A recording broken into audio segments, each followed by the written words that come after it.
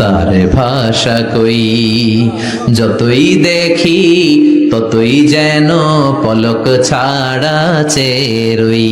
সুবহানাল্লাহ পড়েন। এক পাল্লায় চোখ রাখা হবে, আর এক পাল্লায় 500 বছরের তাহাজ্জুদ রাখা হবে। ওজন দেওয়ার পরে দেখা যাবে মুহূর্তের মধ্যে চোখের পাল্লা ভারী হয়ে গেছে। আল্লাহ বলেন এবার হিসাব বলে তুই জাহান্নামে যাবি, go to the hell fire, জাহান্নামে যা। কয় আল্লাহ মাফ চাই, দোয়াও চাই, জাহান্নামে আমি পড়তে পারব না, মাফ করে দেন, আমি বুঝি নাই। আপনার দয়া রহমত ভালোবাসা ছাড়া কঠিন কালে কারো জান্নাতে ঢোকা সম্ভব নিয়ে জানলেন ছেলেটা অসুস্থ। বিষ্ণু ইসলাম ওই ইহুদির বাড়িতে চলে গেলেন ওই ছেলেটাকে দেখা করার জন্য, ভিজিট করার জন্য। সুবহানাল্লাহ পড়বেন না? গেলেন, যে দেখে ইহুদি ছেলেটা মুমূর্ষ, জান জান যায় যায় ভাব, বিছানায় পড়ে আছে, তার বাবা দাঁড়ানো। বিশ্বনবী তার মাথার পাশে বসলেন, মাথায় হাত বুলিয়ে দিলেন, আর ছেলেটাকে বললেন আসলিম, হে ইহুদি ছেলে, আসলিম, ইসলাম ধর্ম গ্রহণ করো। তো ছোট্ট ছেলে ভাবে আমরা ইহুদি, এখন ইসলাম ধর্ম গ্রহণ করলে আব্বা যদি বকা দেয়। ফানাযারা ইলা ওয়াজহি আবি, ছেলেটা। প্রিয় দর্শকবৃন্দ, আপনাদের সবাইকে জানাই আন্তরিক শুভেচ্ছা ও স্বাগতম। আমরা সবাই জানি ইসলাম একটি পূর্ণাঙ্গ জীবন ব্যবস্থা। এই দিন আমাদের শিখিয়েছে কিভাবে চলতে হবে, কিভাবে কথা বলতে হবে, কিভাবে মানুষকে ভালোবাসতে হবে এবং কিভাবে আল্লাহর সন্তুষ্ট অর্জন করতে হবে। আজকের এই আলোচনার মাধ্যমে আমরা চেষ্টা করব কোরআন ও হাদিসের আলো থেকে কিছু শিক্ষা নেওয়া, আমাদের ভুলগুলো সংশোধন করার এবং সত্যিকার অর্থে মুসলমান হিসেবে নিজেদের গড়ে তোলা। তাই অনুরোধ রইল, মনোযোগ দিয়ে শুনবেন, চিন্তা করবেন, আর যা শিখবেন তা নিজের জীবনে এবং পরিবারের জীবনে বাস্তবায়ন করবেন। চলুন শুরু করি আজকের আলোচনা। যারা যারা অন্যান্য উপাস্যদেরকে ডাকে, দেবতাদেরকে ডাকে, তাদেরকে তোমরা গালি দিও না। ওই সমস্ত দেবতাদেরকে যদি তোমরা গালি দাও তাহলে তারা আল্লাহকে গালি দিবে, ঠিক কিনা বলেন? আমরা দেবতাদের গালি দিলে ওরা আল্লাহকে গালি দিবে।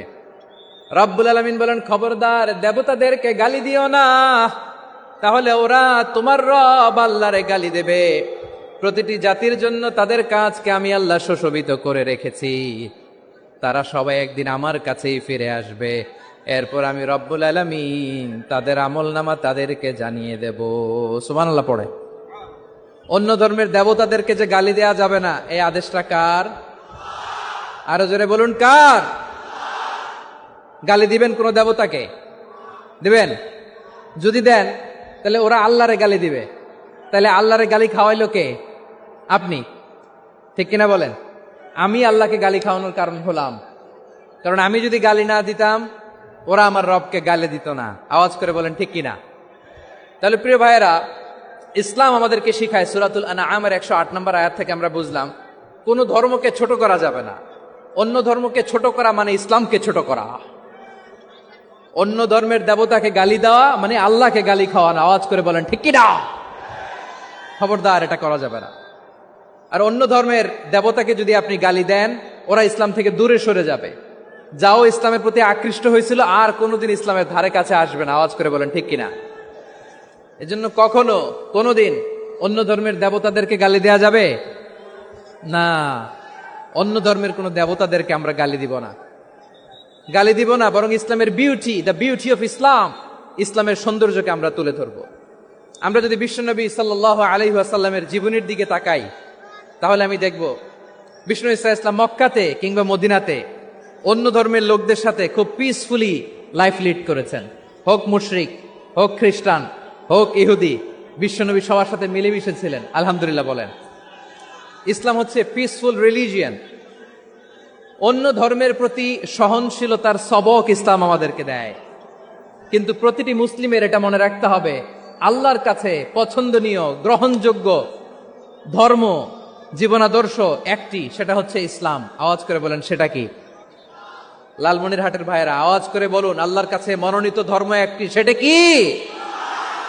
এজন্য রব্বুল আলামিন বলেন ইন্নাদ দীনা ইনদাল্লাহিল ইসলাম, আল্লাহর কাছে মনোনীত গ্রহণযোগ্য অ্যাকসেপ্টেড ধর্ম মতাদর্শ একটা, সেটা হলো ইসলাম। ইসলাম ছাড়া অন্য কোনো ধর্ম যদি কেউ তালাশ করে, তার ওই ধর্ম আল্লাহ গ্রহণ করবে না। ومن يبتغ غير الإسلام دينا فلن يقبل منه وهو في الآخرة من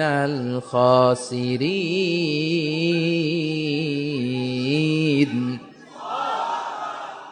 Whoever seek anything except Islam, that won't be accepted from him, and he will be loser in the day of judgment. কিয়ামতের দিন ইসলাম ছাড়া কেউ যদি অন্য কোনো ধর্ম তালাশ করেছে দুনিয়াতে, তার এই মতাদর্শ গ্রহণ করা হবে না, and he will be loser. সে হবে লুজার, ক্ষতিগ্রস্ত, হাই হাই কোম্পানির ম্যানেজার। ওর আমও শেষ, সালাও শেষ। আওয়াজ করে বলেন ঠিক কি না? এজন্য ইসলাম পেয়ে আমরা খুশি না বেজার? প্রত্যেক নামাজ শেষে আমরা আল্লাহরে বলি, আল্লাহ রাদিতু বিল্লাহি রাব্বা ওয়া বিল ইসলামি দীনা ওয়া বি মুহাম্মাদিন নাবিয়ান ওয়া রাসূলা। ও আল্লাহ, তোমারে রব হিসেবে পেয়ে আমরা খুশি। ও আল্লাহ, ইসলামকে ধর্ম হিসেবে পেয়ে আমরা খুশি। বিশ্বনবীকে আমাদের রাসূল পেয়ে আমরা খুশি। ঠিক কিনা বলেন?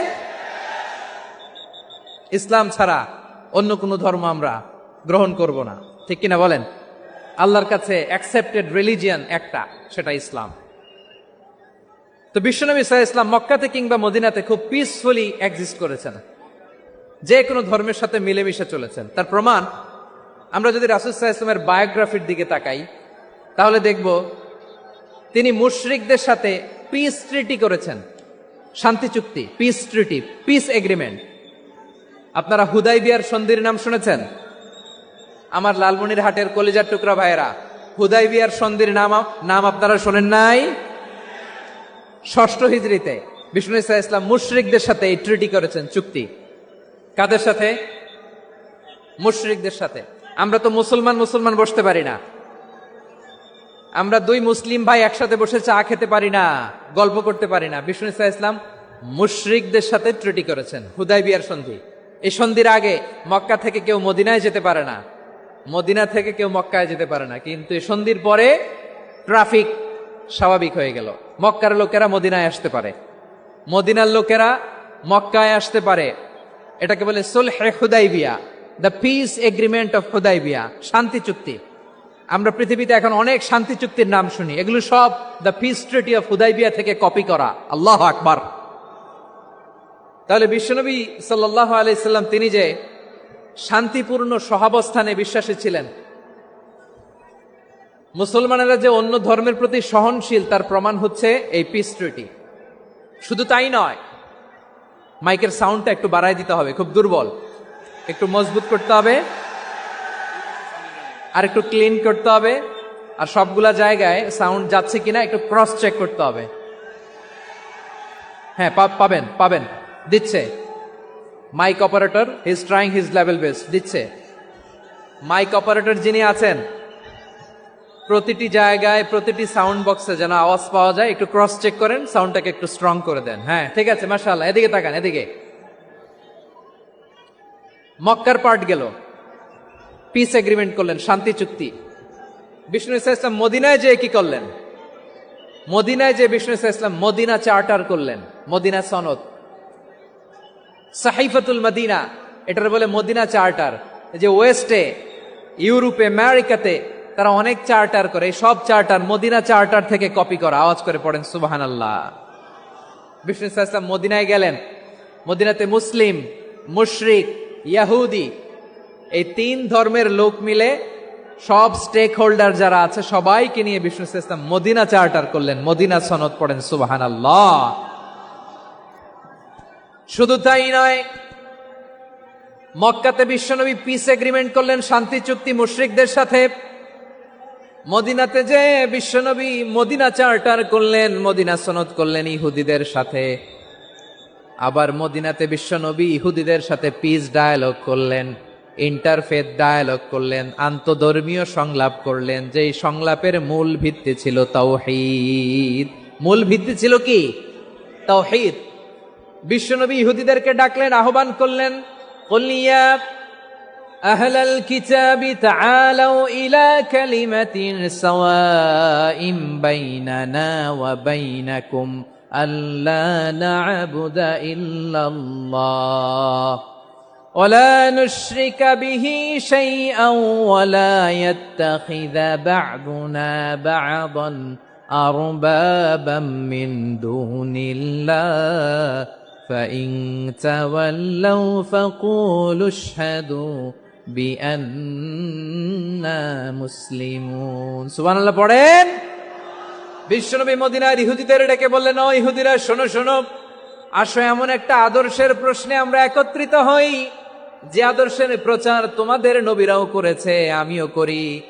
যে আদর্শের কথা তোমাদের পবিত্র ধর্মগ্রন্থগুলোতে আছে, আমার কোরআনেও আছে, সেটা হলো তাওহীদ।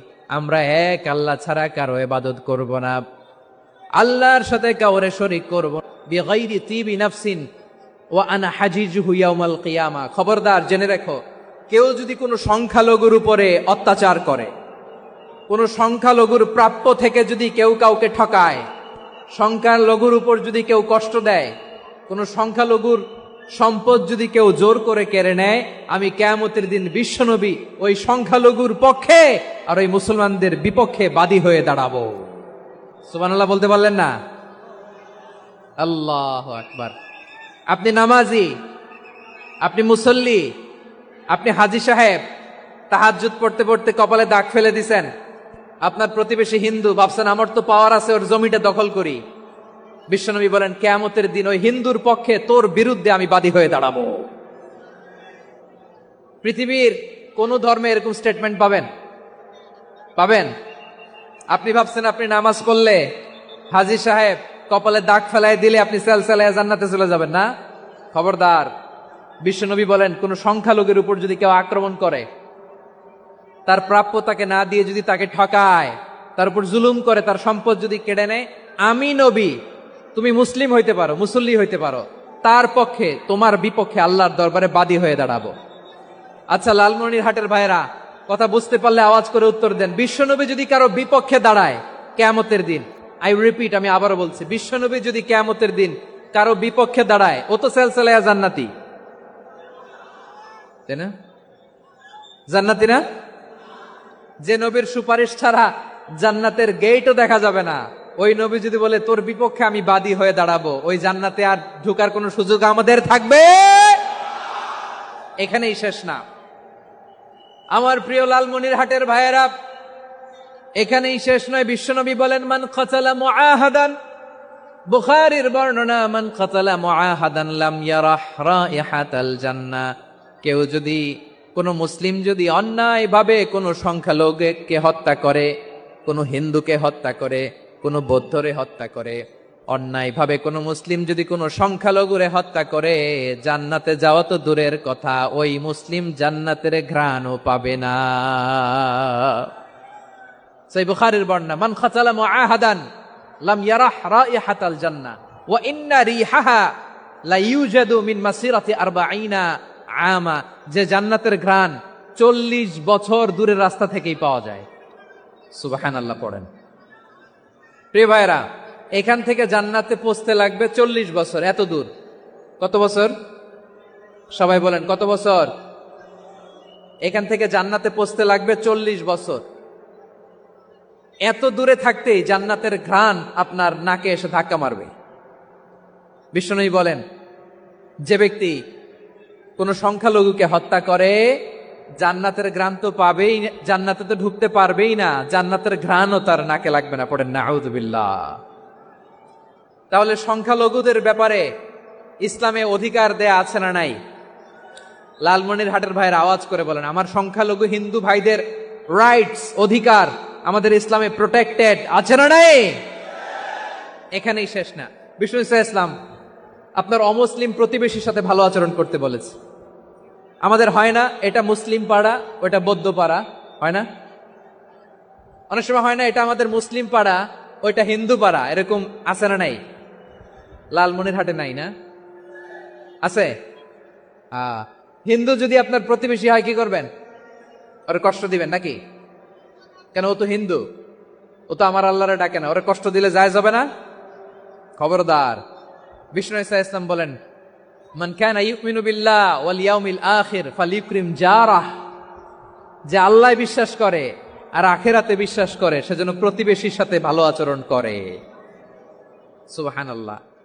কলিজা জুড়ায় যায় না আমার নবীর কথাগুলো শুনলে?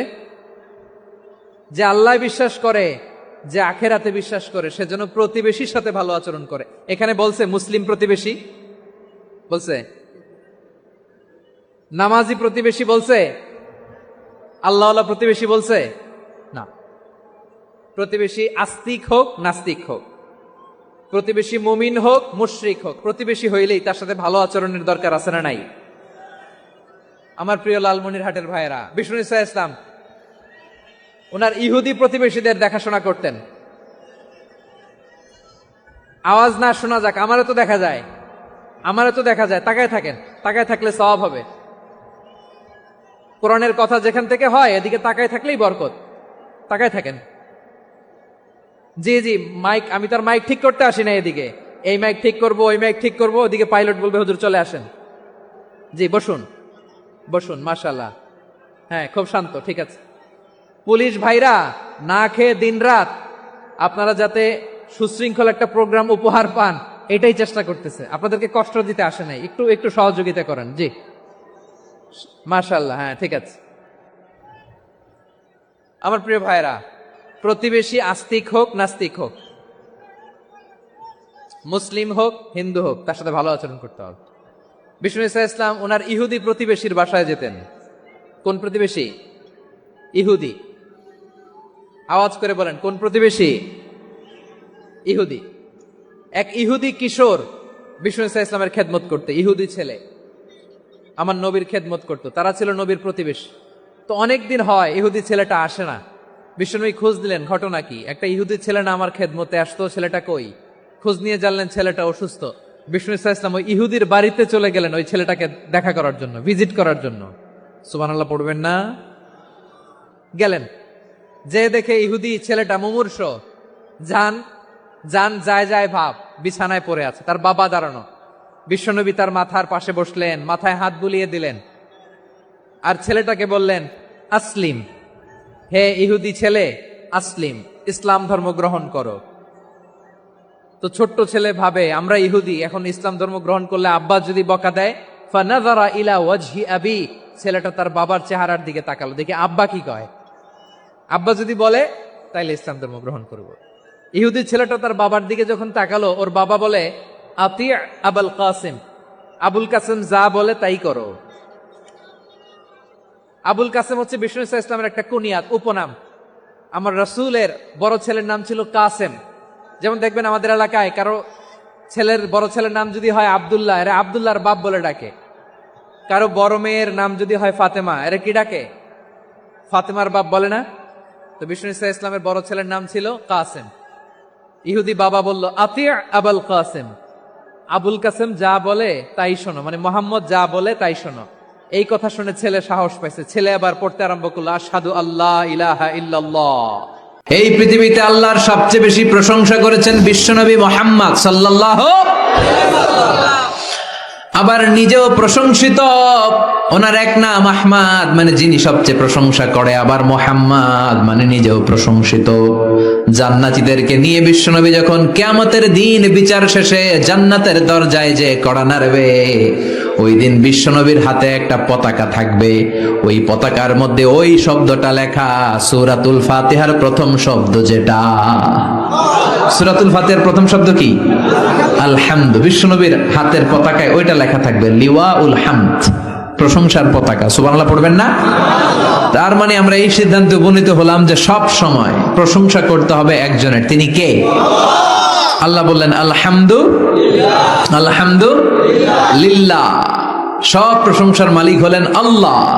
কি সুন্দর নাম তার, কি মজার নাম। আলিফ লাম লাম হা, আলিফ লাম, সবাই বলেন আলিফ লাম লাম হা, আওয়াজ করে আলিফ লাম লাম হা। এটা কার নাম? আল্লাহর নামটা জপতে কেমন লাগে? হৃদয় থেকে এই গভীর রাতে আল্লাহর একটা ডাক দেন তো, বলেন আল্লাহ। প্রাণটা জুড়িয়ে আবারও আল্লাহর ডাকেন, বলেন ইয়া আল্লাহ। নামটা মজা লাগে না? আল্লাহ বলেন হুয়াল আউয়াল ওয়াল আখির ওয়াল যাহির ওয়াল বাতিন, তিনি প্রথম, তিনি শেষ, তিনি প্রকাশ্য, তিনি গোপন। সুবহানাল্লাহ। তার মানে প্রথমে কে, শেষে কে? প্রথমে আল্লাহ আল্লাহ, শেষেও আল্লাহ আল্লাহ, আকাশে আল্লাহ আল্লাহ, জমিনে আল্লাহ আল্লাহ। সবাই পড়েন, প্রথমে আল্লাহ আল্লাহ, শেষেও আল্লাহ আল্লাহ, আকাশে আল্লাহ আল্লাহ, জমিনে আল্লাহ আল্লাহ। নিখিল জাহান গায়ে গুণগান তার নামে গায়, আমরাও গাহি তাআলা হামদে বারি তাআলা, হামদে বারি তাআলা, হামদে বারি তাআলা। সুবহানাল্লাহ পড়েন। আলহামদুলিল্লাহ, সকল প্রশংসার মালিক কে? আল্লাহ বললেন সকল প্রশংসার মালিক হলাম আমি, আর আমি হলাম রব্বিল আলামিন, জগৎ সমূহের রব। আল্লাহর আরেক নাম হলো রব। আল্লাহর আরেক নাম কি? কবরের প্রথম প্রশ্ন কি? আমার রব, তোমার রব কে? আমাদের উত্তর কি? আমরা বলবো আল্লাহ আমারে রব, আল্লাহ আমারে রব, দমে দমে তনু মনে তারি অনুভব। আল্লাহ আমারে রব, তোমার দুনিয়াতে আমি যেদিকে তাকাই, অথই নিয়ামাতে ডুবে আছি সবাই। পাখ পাখালির গানে শুনি তাসবিহ কলরব, তাসবিহ কলরব। আল্লাহ আমারে রব, ওনার নাম হচ্ছে রব। নাম কি? এজন্য আমরা যখন দোয়া করি, দোয়ার শুরুতে কোন শব্দ থাকে? রব। রব্বানা যালামনা আনফুসানা ওয়া ইল্লাম তাগফির লানা ওয়া তারহামনা লানাকুনান্না মিনাল খাসিরিন। রব্বানা আতিনা ফিদ দুনিয়া হাসানাতাও ওয়া ফিল আখিরাতি হাসানাতাও ওয়া কিনা আযাবান নার। মুসা আলাইহিস সালামের জিহ্বা দিয়ে কথা বের হয় না, উনি দোয়া করলেন রব্বিশরাহলি সাদরি ওয়া ইয়াসসিরলি। তার মানে সব দোয়ার শুরুতে কার নাম? আবার যখন আমরা রুকুতে যাই আমরা পড়ি সুবহানা রাব্বিয়াল, আবার যখন আমরা সিজদায় ঢলে পড়ি আমরা পড়ি সুবহানা রাব্বিয়াল আ'লা। চিল্লায় এখন ঠিক কিনা? রব মানে হচ্ছে সাস্টেইনার, বিধানদাতা, রিজিক দাতা, পালন কর্তা। আল্লাহর একটা নাম হচ্ছে রব। আমাদের রব কে? আল্লাহ। রব কারে বলে একটু সহজে আজকে বুঝিয়ে দিয়ে যাই। রব হচ্ছে যার যখন যেটা যতটুকু দরকার তাকে তখন সেটা ততটুকু যিনি চাওয়ার আগেই দিয়ে দেয়, তার নাম রব। বুঝতে পেরেছেন? সহজ হয়েছে না কথাটা? যার যখন যেটা যতটুকু দরকার তাকে তখন সেটা ঠিক ততটুকু যিনি ফরিয়াদ করার আগেই পৌঁছে দেয়, তার নাম রব। আমাদের যখন যেটা লাগে ব্যবস্থা করে কে? মায়ের পেটে 8 মাস ছিলাম, 9 মাস ছিলাম, 10 মাস ছিলাম, এই 8 মাস 9 মাস আমারে খাবার দিল কে? পানি দিল কে? অক্সিজেন দিল কে? চাইছিলেন? মায়ের পেটে চাইছিলেন না আল্লাহর কাছে যে আল্লাহ ঠিক মতো দিও, টাইমলি খাবার পাঠায় দিও? চাইছিলেন? চাওয়ার আগে যার যা লাগে কে দেয়? তাকে বলে রব। আবার মায়ের পেট থেকে দুনিয়ায় আসলেন, আমার মায়ের জরায়ুর সাথে আমার নাড়ের একটা কানেকশন, একটা লাইন, ওই লাইন দিয়ে আল্লাহ 9 মাস যাবত আমারে পানি দিলেন, খাবার দিলেন, অক্সিজেন দিলেন। সঙ্গত কারণেই দুনিয়াতে আসলে দুনিয়ার মানুষ ওই লাইনটা কেটে দেয় নাকি রেখে দেয়? কেটে দেয়। কেটে দিলে বাচ্চা প্রথম চিৎকারটা দেয়, মানব শিশু প্রথম চিৎকার হাঁকে পৃথিবীতে, ওয়া ওয়া। আমরা শুনি ওয়া, আসলে আল্লাহরে ডাক দেয়। আল্লাহরে ডেকে বলে মাবুদ, খাবারের, অক্সিজেনের আর পানির একটা মাত্র লাইন ছিল, চিল্লায় বলেন কয়টা? দেখো দুনিয়ার মানুষ কত অনিষ্ঠুর। আসার সাথে সাথে কারোর সাথে আমার শত্রুতা নাই, জমি নিয়ে মারামারি নাই, কিলাকিলি নাই, একটা মাত্র খাবারের লাইন দিয়ে 10 মাস বেঁচেছিলাম। মানুষগুলো নিষ্ঠুর, খাবারের একটা লাইন কেটে দিল, এখন খাবো কি? আল্লাহ বলেন গোলাম, যে আল্লাহ 10 মাস ধরে মায়ের পেটে খাওয়ালাম, ওই আল্লাহ এখনো আছি না নাই? একটা লাইন ছিল মায়ের নারের ভেতরে, খাবারের একটা লাইন। চিন্তা নাই, কষ্ট নাই, দুঃখ নাই, একটা খাবারের লাইনের বদলে আজ থেকে তোর মায়ের বুকের ভেতরে খাবারের 2টা লাইনের ব্যবস্থা করে দিলাম। চাইছিলেন যে আল্লাহ আসার সাথেই তো আমার লাইন কেটে দিবে, খানা কিন্তু রেডি রেখেন আল্লাহ। চাইছিলেন না সবাই? চাওয়ার আগেই যার যা লাগে যিনি দিয়ে দেয় তার নাম তাফসীর, বুঝতে পারছেন? এরপরে মায়ের দুধ খেতে লাগলাম। মায়েরা গভীর রাত মাইকের সাউন্ড যাদের কানে যায়, বুকের দুধ খাওয়াবেন ছেলে মেয়েদেরকে। বাচ্চা ডেলিভারি হওয়ার পরেই মায়ের বুকে যে দুধটা, সেটার বলে শাল দুধ। এটা আল্লাহর পক্ষ থেকে বাচ্চার জন্য প্রাকৃতিক টিকা। সুবহানাল্লাহ কবেন না? আমরা হসপিটালে যে টিকা দেই 5টা 7টা, প্রথম টিকাটা আল্লাহ ফ্রি দিয়ে দিছে। বাচ্চাদের গ্রোথ হবে না যদি না খাওয়ান, খাওয়াবেন, সব মায়েরা খাওয়াবেন। ওয়াল ওয়ালিদাতু ইউরদি'না আওলাদাহুন্না হাওলাইনি কামিলাইন, 2 বছর খাওয়াবেন। যারা বৃদ্ধাশ্রমে থাকতে চান না তারা খাওয়াবেন। ছেলে আমার মস্ত মানুষ, মস্ত অফিসার, মস্ত ফ্ল্যাটে যায় না দেখায় পারে ও পার, নানান রকম জিনিস আর আসবাব দামি দামি, সবচেয়ে কম দামি ছিলাম একে মাত্র আমি। ছেলের আবার আমার প্রতি অগাধ সম্ভ্রম, আমার ঠিকানা তাই বৃদ্ধাশ্রম। কি দুঃখের কথা, মা কেঁদে কেঁদে বলে কোনো মা বাবার জন্য বৃদ্ধাশ্রমে থাকা না লাগে, ঠিক কিনা? তো বৃদ্ধাশ্রমে যারা থাকতে চান না তাদেরকে দুধ খাওয়াবেন, দেখবেন এই ছেলেগুলো এরকম ডাকাত হবে না। আল্লাহ তুমি বুঝার তৌফিক দাও। তার মানে মায়ের পেটে যখন ছিলাম খাবার দিল কে? দুনিয়াতে আসার পরে বুকের দুধের ব্যবস্থা করলো কে? আচ্ছা, মায়ের বুকের দুধ যখন আমরা খেতাম আমাদের দাঁত ছিল? ছিল না। তার মানে দাঁত দরকার নাই, দেয়ও নাই। বয়স আমার 1 বছর 2 বছর যখন হইতে শুরু করলো, একটু বড় হয়েছে, এখন তো শুধু দুধে চলবে না, এখন মাছ খাইতে হবে, গোশ খাইতে হবে, কুরবানির হাড্ডি চাবাইতে হবে, কথা কন। তো এখন আমার দাঁতের দরকার আছে না নাই? দাঁত যখন দরকার ছিল না দেয় নাই, যখনই দরকার তখনই দিছে কে? আবেদন করছিলেন না অনলাইনে? কথা কন।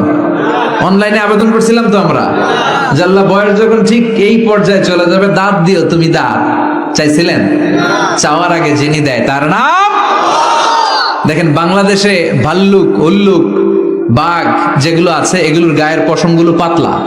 এই বাঘই যেগুলো স্ক্যান্ডিনেভিয়ান কান্ট্রিগুলোতে, সাইবেরিয়াতে আছে, ডেনমার্কে আছে, সাইবেরিয়াতে, তারপর নরওয়েতে, অসলোতে যেই বাঘ ভাল্লুকগুলো আছে ওদের চামড়া ইয়া মোটা, মনে হয় যেন প্রাকৃতিক কম্বল দিয়ে আল্লাহ এই সিংহটারে তৈরি করছে। উট শুধু আরব দেশেই নাই, আরব দেশের উটের চামড়া বড় পাতলা, কিন্তু নরওয়ে আর স্ক্যান্ডিনেভিয়ান ওই বরফের এলাকাতে উট হয়, ওই উটের গায়ের মধ্যে ইয়া লম্বা লম্বা পশম। তার মানে ওখানে প্রচন্ড ঠান্ডা, ওখানে সার্ভাইভ করতে গেলে, বাঁচতে হলে গায়ের মধ্যে মোটা কম্বল লাগবে। চাওয়ার আগেই ওই প্রাণীগুলোরে কম্বল দিয়ে পাঠিয়েছে কে? আবার এই দেশের প্রাণীগুলোর চামড়া যদি মোটা হতো, উলের পশম থাকতো আর কম্বলের মতো সেটিং করা থাকতো, এই দেশের বাঘ ভাল্লুক গুলার কষ্ট হতো। তাই এদেশের বাঘ ভাল্লুক আর ওটের চামড়া পাতলা করেছে কে? সুবহানাল্লাহ কইবেন না? যার যখন যেটা যতটুকু দরকার তাকে তখন সেটা ততটুকু চাওয়ার আগে যিনি দেয় তার নাম আল্লাহ। বললেন আমি হলাম রব্বিল আলামিন, জগৎ সমূহের রব। আলাম মানে একটা জগৎ, আলামিন মানে অনেক জগৎ, মাল্টি ডাইমেনশনাল ইউনিভার্স। উদ্ভিদ জগতের রব তিনি, প্রাণী জগতের রব তিনি, সাগর জলের অতল গহ্বর জগতের রব তিনি, মহাকাশের জগতের রব তিনি, সৌর জগতের রব তিনি, অদৃশ্য জগতের রব তিনি। চিল্লায় বলেন ঠিক কিনা? এজন্য আল্লাহ বললেন আলহামদুলিল্লাহি রাব্বিল আলামিন, যত জগৎ আছে সব জগতের রব আল্লাহর জন্য প্রশংসা। রাজি আছেন? আর রহমানির রহিম, তিনি দয়ার সাগর, তিনি দয়ালু, তিনি মায়াবী, তার মায়ার শেষ নাই, তার দয়ার শেষ নাই, তিনি দয়ার সাগর। আল্লাহ তুমি দয়ার সাগর, রহমানুর রহিম, তোমার দয়াই পূর্ণ আমার সারা নিশিদিন। সুবহানাল্লাহ পড়েন। আল্লাহ বলেন রাহমাতি ওয়াসিআত কুল্লা শাই, সব জায়গায় আমার রহমত বিস্তৃত, এমন কোন জায়গা নাই যেই জায়গায় আমি আল্লাহর রহমত নাই। আল্লাহর রহমত ছাড়া পৃথিবীতে কিছু হয় নাকি? এই যে আজকে বসে আছি ওয়াজ শুনতেছি, কার রহমতে? কার দয়ায়? আল্লাহ বললেন এই রহমত দয়ার ভালোবাসারে আমি সৃষ্টি করার পরে 100 টুকরা করলাম। কয় টুকরা? 100 টুকরা করার পরে নিজের মধ্যে আমি 99 টুকরা দয়ার ভালোবাসা রেখে দিলাম। 1 টুকরা দয়া মায়া পৃথিবীর সবার মাঝে ঢেলে দিলাম। সাইয়েদনা আদম থেকে শুরু করে up to the day of judgment, কিয়ামত পর্যন্ত সবার মাঝে আল্লাহ রহমতের 1 টুকরা দিছে, ছিটে ফোঁটা। হুজুর পাইছে একটু, আমি পাইছি একটু, উনি পাইছে, উনি সবাই মিলে আমরা 1 ফোঁটা ভাগে যোগে পাইছি দয়ার ভালোবাসা। সবাই মিলে 1 ভাগ ভালোবাসার, আর 99 ভাগ ভালোবাসা কার? ওনার ভালোবাসা বেশি না কম? 1 ভাগ ভালোবাসা আমরা পেয়ে পৃথিবীতে ভালোবাসার গানের শেষ নাই, ভালোবাসার মুভির শেষ নাই, ভালোবাসার উপন্যাসের শেষ নাই। 1 ভাগ ভালোবাসা আমরা পেয়ে কত ভালোবাসার গান, নাটক, সিনেমা। তো 1 ভাগ ভালোবাসার ঠেলা যদি এমন হয় যার মধ্যে তিনি 99 টুকরা ভালোবাসা রেখে দিয়েছেন, তার ভালোবাসাটা কত? 1 টুকরা ভালোবাসার নমুনা হিসেবে আমরা দেখি ছেলের জন্য বাবা জীবন দেয়, আছে না নাই? ছেলের অ্যাক্সিডেন্ট থেকে বাঁচাতে যে ছেলেটারে ধাক্কা মেরেছে, গাড়ি এসে বাবারে থেতলে ফেলেছে। বন্যার পানিতে মা ডুবে যায়, ছোট কন্যাটারে বালতির মধ্যে ধরে রেখেছে, পানি খেতে খেতে মা দুনিয়ায় নাই, মেয়েটা মরে নাই, আছে না নাই? 1 টুকরা ভালোবাসার ছিটে ফোঁটা তুমি পেয়েছো। তার নমুনা যদি এমন হয়, 99 টুকরা ভালোবাসা নিয়ে যিনি আরশের উপরে আছে, তার দয়া কত? Do you feel that? Do you imagine that? আপনি কি এটা ফিল করেন? আপনাকে ফিল করতে হবে। এজন্য আল্লাহ বলে, গোলাম 24/7, 24 ঘন্টা আমার দরজা খোলা। কত পাপ করেছিস, কত অন্যায় করেছিস, কত পর্নোগ্রাফি দেখেছিস, কত হিন্দি সিনেমা দেখেছিস, কত অশ্লীল মেয়েদের নাচ দেখেছিস, রাত্রিবেলা নেকেড ভিডিও দেখেছিস, কত অন্যায় করেছিস, আজও আমার দরজা তোর জন্য খোলা আছে না নাই? চোখের পানি ছাড়, যায় নামাজটা বিছিয়ে দে, 2 রাকাত নামাজ পড়ে আমারে ডাক দে, ডাক দেওয়ার সাথে সাথে তোর দোয়া কবুল হয়ে যাবে। কত পাপ করেছিস, আল্লাহ ডেকে বলে, তোর পাপ যদি হয় খালের পানির সমান, বিলের পানির সমান, আমি আল্লাহর দয়া তো সাগরের পানির সমান। তোর পাপ যদি হয় পাহাড়ের সমান, জেনে রাখ আমি আল্লাহর দয়া আকাশের সমান। ভরসা লাগে? আল্লাহর উপর ভরসা লাগে না? মনে রাখবেন, এখানে আমরা সবাই পাপী। আমরা কি? কুল্লুকুম খাত্তাউন খায়রুল খাত্তাইন আত-তাওয়াবুন। সবাই পাপী, কিন্তু সবচেয়ে ভালো পাপী ওই পাপী যেই পাপী পাপ করার পরেই তওবা করে। তওবা করতে রাজি আছেন তো? যত পাপ আপনার হোক, টেনশন নাই, আমাদের ভরসা একজনের উপর। চিল্লায় বলেন, তিনি কে? বনি ইসরাইলের এক আবেদ 100 বছর ইবাদত করেছে। কিয়ামতের দিন আল্লাহ খুশি হয়ে বলবেন, ও আল্লাহর ওলি, উদখুলিল জান্নাতা বিরহমাতি, go to the paradise with my mercy. আমার দয়া আর ভালোবাসায় জান্নাতে ঢুক। আল্লাহর ওলি বলবে, বালবি আমালি, আপনার দয়া দিয়ে জান্নাত কেন?